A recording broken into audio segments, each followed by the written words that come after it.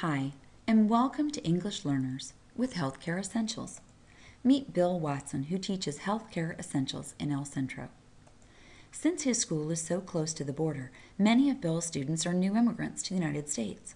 They are ready to learn and enthusiastic about his class, but the language issue can really slow them down. Bill likes to use project-based learning because the focus on group work, on real-world problems, gives his students authentic reasons to use language frequently.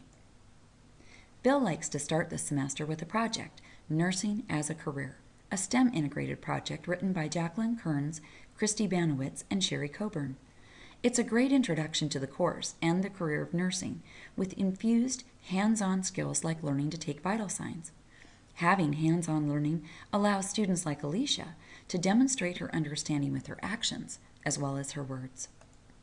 Bill is not bilingual, but he knows enough about how people learn a new language to know that often students need a silent period where they listen and absorb before they're able to produce words in the new language. His students will use conversational language before they're able to discuss more academic concepts. But that doesn't mean that Bill has to wait to introduce complex ideas. Instead, he tries to present them in multimodal ways, so students have multiple access points depending on their skill levels. For instance, the Nursing as a Career project starts with a video clip from a real roller coaster ride. Right away, all of Bill's students are captivated by the footage, and his talk about heart rate is easily understandable.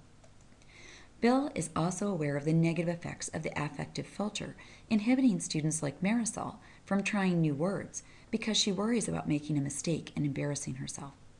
Luckily, in Healthcare Essentials, there's lots of new vocabulary for all of the students, so that helps level the playing field a little. Bill provides vocabulary lists with visual diagrams to help students remember key terms specific to the field. Bill knows that students who are learning English really thrive when language is used in context, so he makes every effort to use visuals or real items when describing and demonstrating healthcare techniques, like taking vital signs.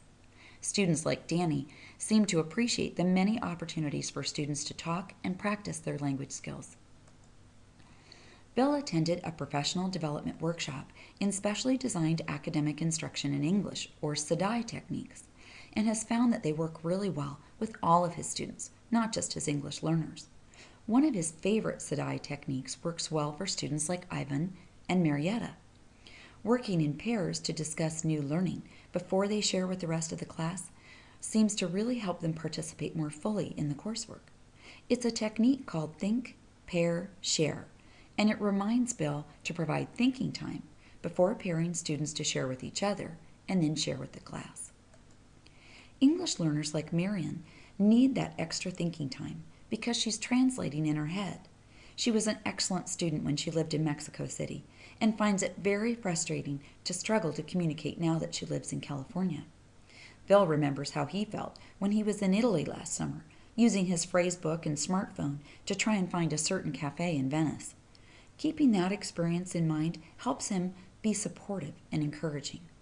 He doesn't want to reduce the quality of learning that Marion receives, but he knows he needs to scaffold the content until she's ready to do it on her own. The Nursing as a Career project has a history component that can be particularly challenging for his English learners because the changes in the career over time can seem abstract and they're harder to illustrate than hands-on components. Having students research nursing from a time period or a country that interests them and then present that in their groups seems to create the connection students like Isabel need.